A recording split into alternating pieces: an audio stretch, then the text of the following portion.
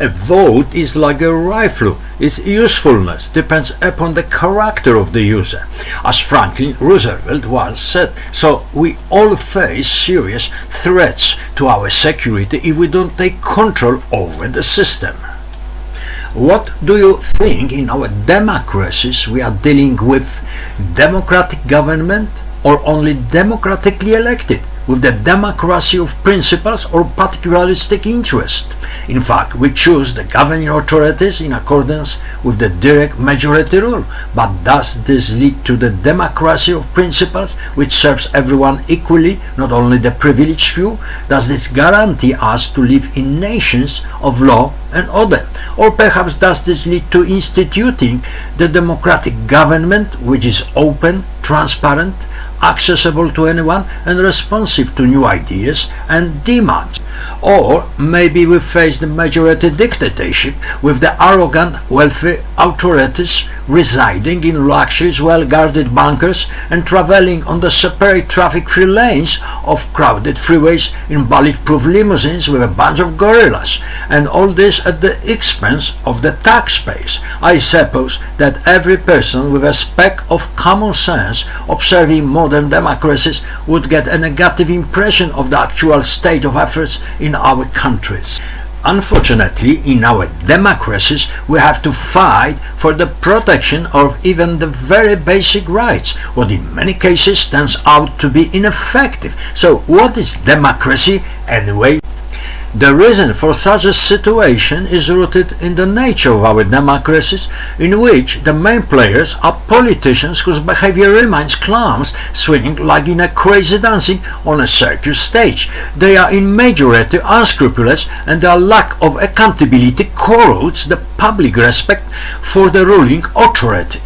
Politicians manipulate voters, bribe voters with money, gifts and empty promises, often change views and parties, care mainly about their own interests, easily succumb to temptation and corruption. For seizing the reins of power, they will do almost anything, and when they see it at the helm of power, they seek to establishing the rule of power instead of rule of law.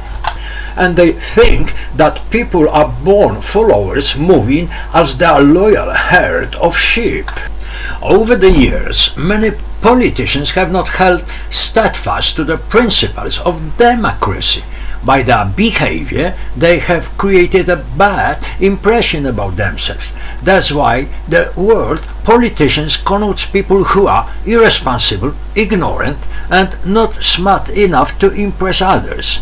Vain, unfair, pompous, snooty, arrogant, dominant, and despotic, with not a sympathetic ear for other people's problems, and far removed from the people, as well as pitting against each other in unfair competition to remain in power. If we really live under the democratic government, shouldn't such a bunch of rascals be deprived of power and shout it all out? Don't you think so? Politicians have fun, get rich at the expense of all of us, and continue staying in their comfortable government offices thanks to clueless voters, manipulated and deluded by slogans and empty promises. And we all have been counting enormous losses and facing severe consequences of such the situation. Ultimately, politicians create a kitschy image of democracy with negative after images retained from the past, like for example from communism, in which prominent members of the Communist Party had access to goods inaccessible to the ordinary people. The situation has not changed much. Instead of communism and prominent red comrades, we have corporate capitalism with politicians, clergy and ultra-wealthy business tycoons, among which there are many upstarts from Eastern Europe who have taken over their current profitable businesses for pennies from their governments upon the socio-economic transition on 1989. It is disheartening that only a handful of rich tycoons had and still have access to the consumer goods and services from the top shelf, while millions of people suffer poverty even in countries of high national income, like for example the United States of America. This new form of corporate capitalism, like communism, benefits mainly those in power, wealthy people, and a privileged few, both in suits as well as in caskets. The others receive only leftovers from the richly laden table, which they can only consume in the manner the riches impose on them. Ultimately, people are doomed to live in a tight and a cheap socio-economic suit, sewn by the rich corporations and designed by the government. This situation insults human dignity and shows the indifference of those who could change it. Consequently, we meet more and more homeless people on the streets.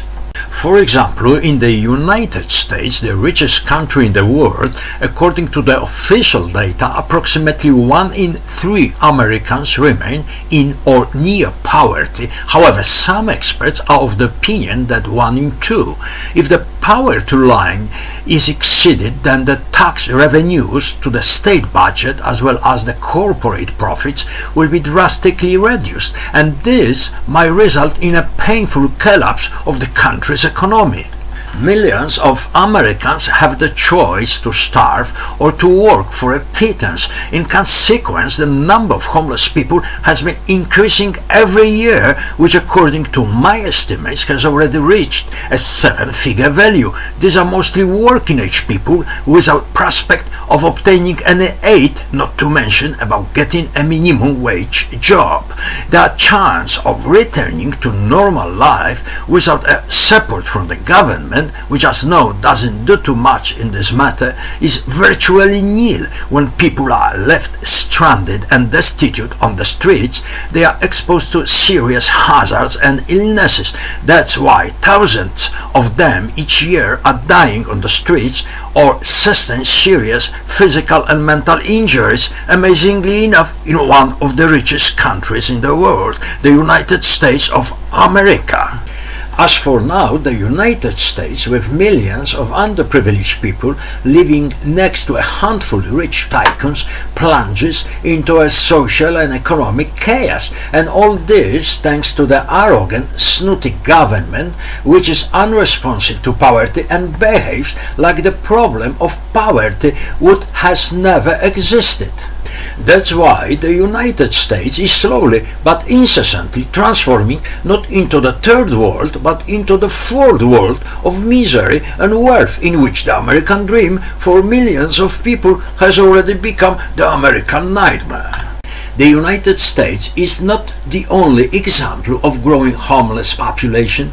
The problem of homelessness and poverty is global. That's why it needs a global solution. Mass homelessness is not caused by people themselves who lost the ability to pay for their living expenses, but by the socio-economic situation, which is shaped by the government. So the problem of homelessness and poverty is not the people, but the dehumanizing and inhuman systems for which the governments worldwide are fully responsible.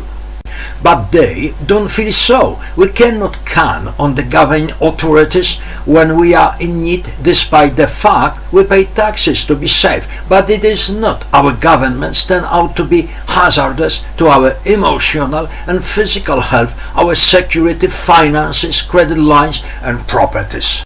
Everything, however, has its limit, determined by the dialectic game of needs, according to which the desperate millions of people worldwide sleeping on the streets or in the public shelters, or those living on the poverty line, driven by a desire for a better life despite of multiculturalism, will unite themselves against the inhuman system to take the effective fight for their rights. And this might happen when the number of homeless people exceeds the boundary line. Then it could be too late to bring the situation back to normal. It is therefore justified to prevent as soon as possible millions of people from homelessness by implementation of the global solution worked out by our governments, thanks to which millions of people could get a job and move from the streets to homes, or move from the poverty status to the financial independence. So far it seems to be unrealistic. Unfortunately, instead of focusing on the social economic problems, our governments have been strengthening their power over us.